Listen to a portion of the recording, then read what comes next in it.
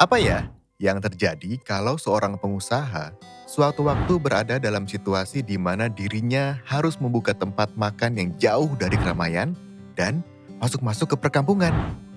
Gimana ya cara dia memasarkan produknya? Soalnya, yang namanya tempat itu kan jadi salah satu elemen penting dari strategi pemasaran produk.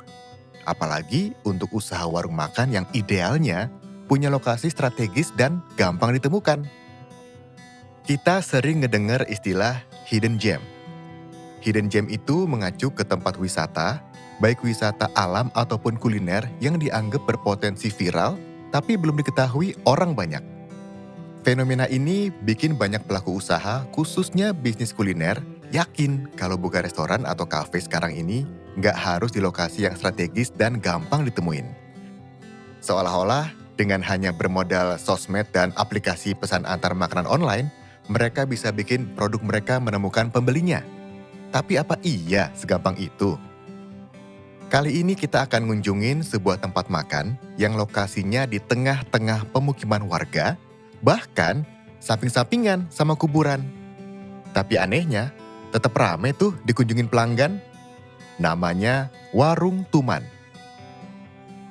Kita akan mengupas apa sih yang bikin warung makan ini bisa viral, serta skill apa saja nih yang dipunyai sama pemiliknya, Pak Eko Sulistianto, yang bisa kita pelajarin.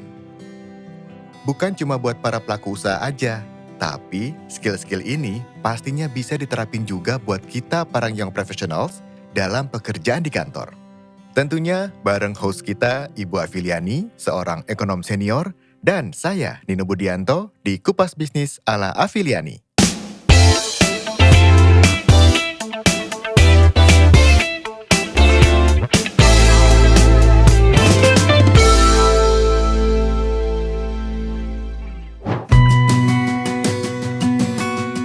Nama saya Eko Sulistianto, saya membangun warung Tuman ini sudah sekitar 3,5 tahun.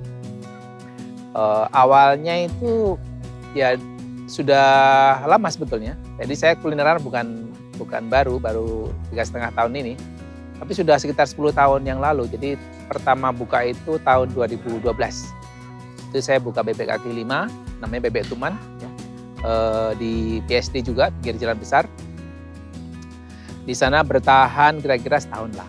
Nah, habis itu tutup gitu kan karena ada satu dan lain hal. Saya buka warung itu jalan berhenti. Dan terakhir tahun 3,5 tahun yang lalu itu saya berhenti kerja kantor, saya fokus bangun warung. Nah, di situ saya buka di pinggir jalan, buka sate dan gulai gitu ya. Tapi tidak berlangsung lama, paling nggak sampai sebulan sudah tutup karena nggak laku. Akhirnya saya cari lokasi baru, ada tempat nganggur, ya gudang nganggur di rumah saudara kami di dekat sini. Saya pinjam, saya sewa, saya set up jadi dapur di kebun gitu ya. Di sana ternyata ada kehidupan. Iya. Terus datengin orangnya gimana tuh waktu? Saya main sosmed, Bu. Oke. Jadi sudah main sosmed? Sudah, saya memang dari dulu itu hobinya nulis. Jalan-jalan gitu saya potret, saya tulis, saya ngobrol sama siapa aja itu jadi kayak semacam citizen journalist gitu. Jadi kayak jurnalis orang. Betul. Buat senang-senang aja, hobi aja. Nah, ternyata itu bermanfaat ketika saya punya warung. Yang tadinya itu saya jalan-jalan kemana gitu, jangan saya potret, saya ceritakan itu orang-orang di jalan. Ya sekarang yang saya ceritakan adalah lingkungan di warung itu.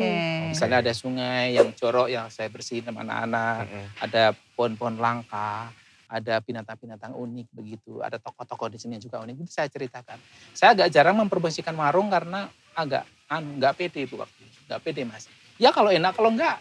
Iya. Jadi setahun di sana baru kesini dong? Baru kesini. Baru pindah ke tempat yang ini nih sekarang pandemi nih. Justru ya? Iya. Oke. Pandemi datang di tempat yang ini gitu ya. Tempatnya ya waktu itu saya milih tempat ini karena apa? Pertimbangannya semata-mata karena banyak pohon. Saya itu penyembah pohon, Bu.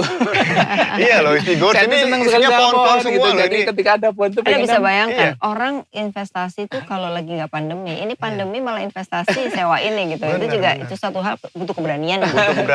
Iya, antara keberanian dan ngawur aja sih Bu. Dan nekat ya.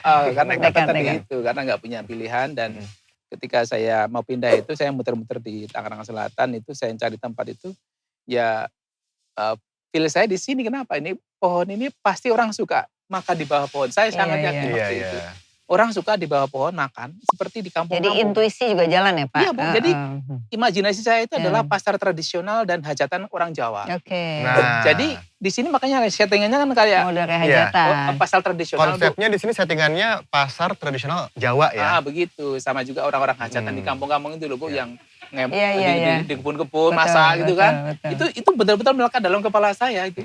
Jadi ketika saya membuka ini juga kurang lebih akhirnya jadinya begitu. Jadi ini ada pelajarannya Mas Ya. Nino. Ya. Ya, pelajarannya adalah satu, memang lokasi seringkali menentukan. Tapi ketika orang bicara tentang produk, orang karena mencarinya produknya dulu, nggak tempat. Ya. Karena walaupun tempatnya dimanapun ya, itu selalu akan dicari ketika dia punya keunikan dan makanan itu disukai orang gitu. Nah saya waktu kesini pertama ada hal-hal yang memang nggak dimiliki oleh yang lain ya. Misalnya kayak ada ikan nila gitu ya, itu Iya. satu hal. Iya, Terus telur padang, tapi telur padangnya agak beda gitu rasanya gitu. Nah jadi memang kalau kita bicara tempat, nggak otomatis harus selalu di pinggir jalan gitu. Tapi kalau memang ada produk yang unik, orang malah justru mencari ya.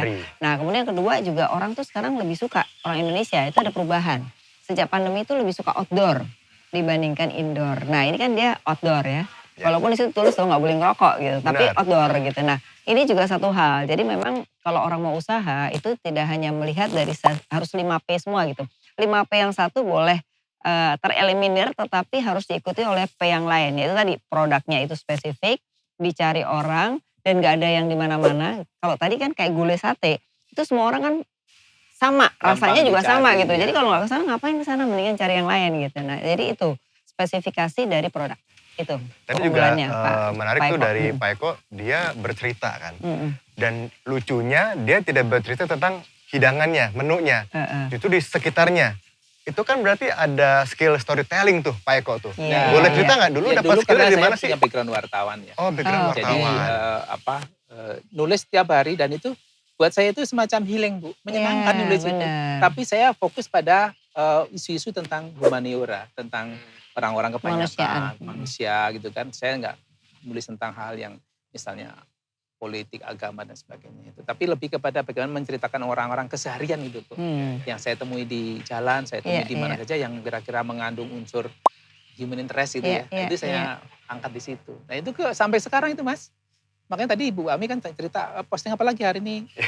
Oh itu Bu, apa orang Tukang jahit. tukang jahit lagi keliling di Tapi BSD. Pak Eko juga menceritakan soal menu-menu di sini dong. Menu supaya tapi orang itu datang. cukup jarang. Saya Oh, bisa jarang. cek coba di Instagram deh. Itu Oke. hampir Jadi- enggak. Jadi orang datang ke sini lebih kepada Sebenarnya- lihat tempat dulu atau gimana?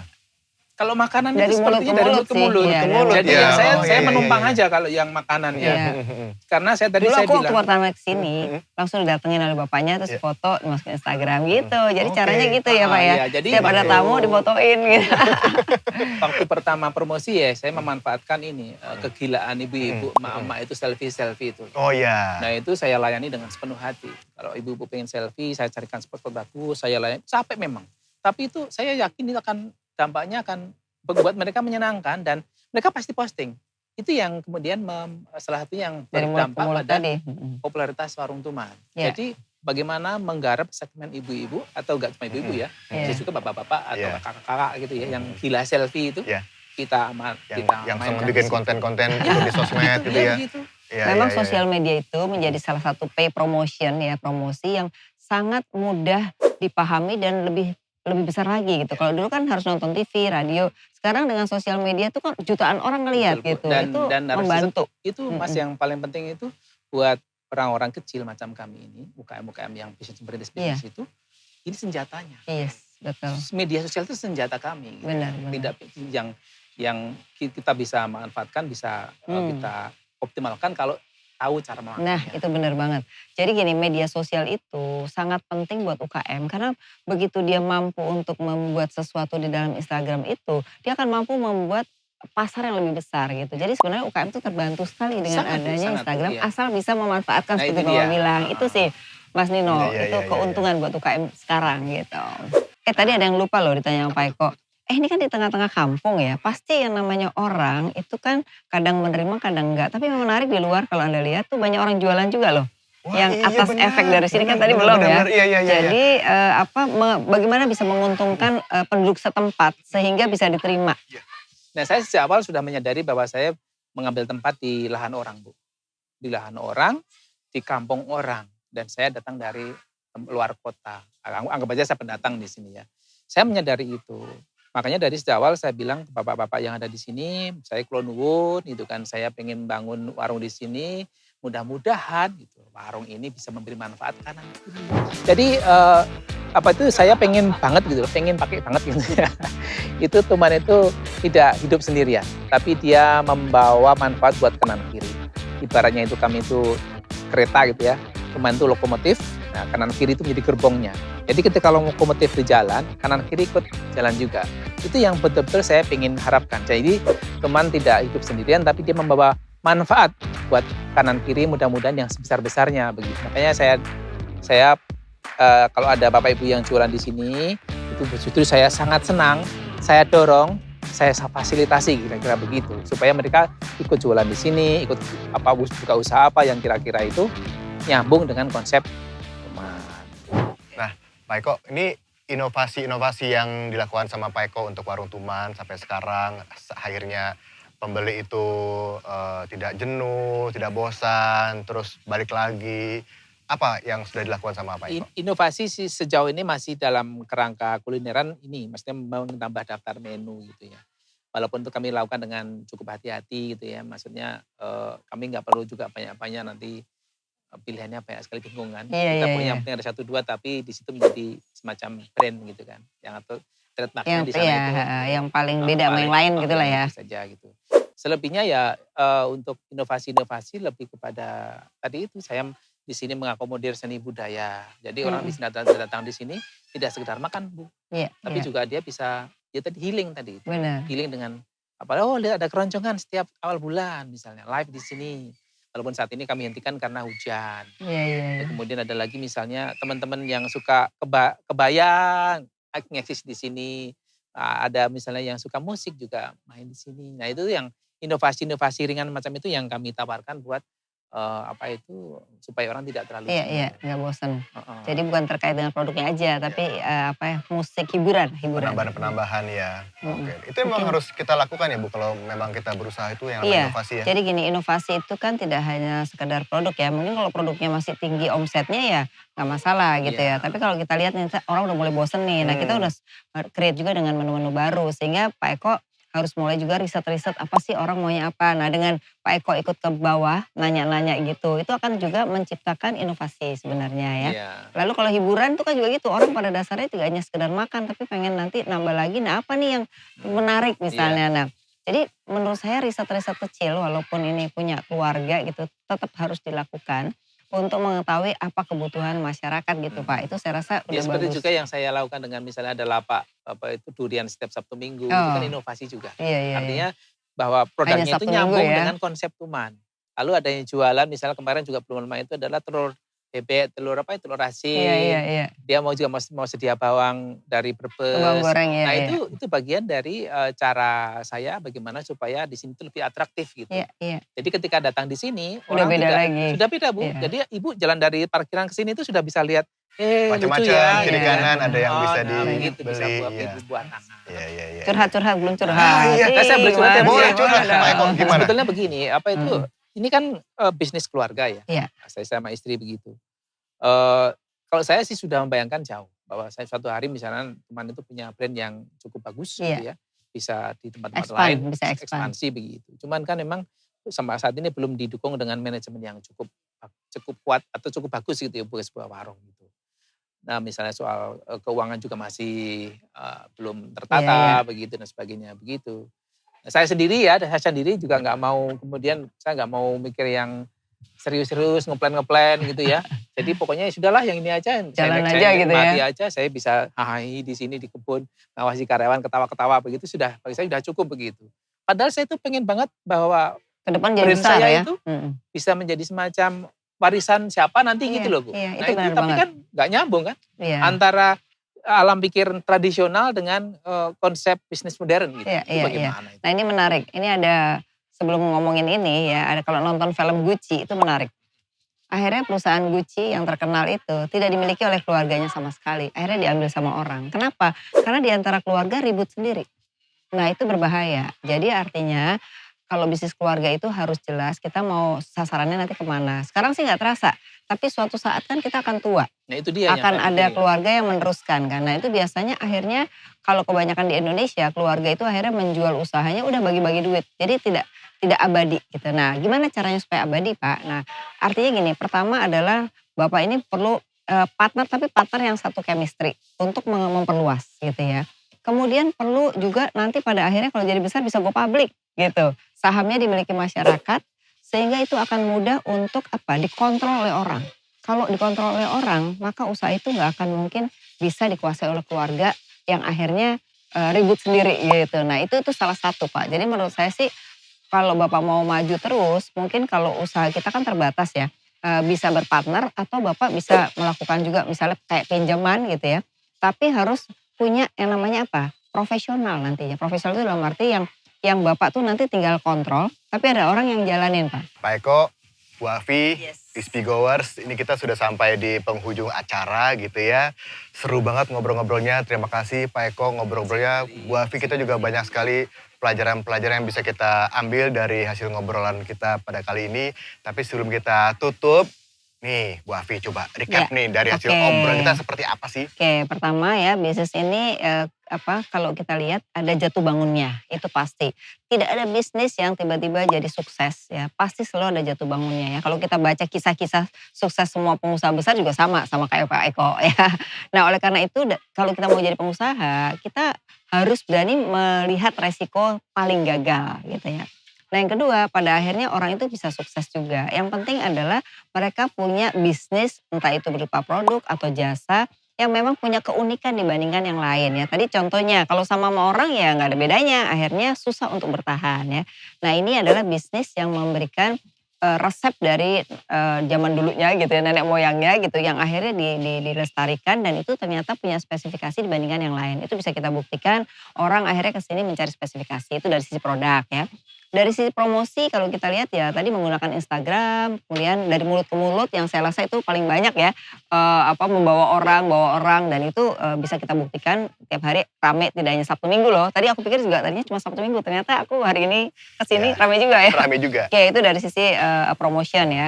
Terus kemudian price aku lihat sih reasonable harganya gitu ya. Di kantong orang Indonesia tuh pas kalau untuk keluarga Pak, nggak terlalu mahal gitu ya. Mudah-mudahan. Jadi itu juga mempengaruhi juga karena orang kalau terlalu mahal juga pasti mikir-mikir kan, itu dari sisi harga.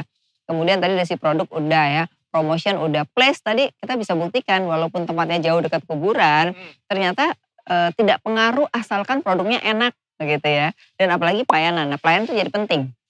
Karena di dalam pelayanan itu menjadi kunci di mana orang mau balik lagi enggak. Karena sekali aja orang dilayaninya tidak mengenakan, orang akan balik gitu.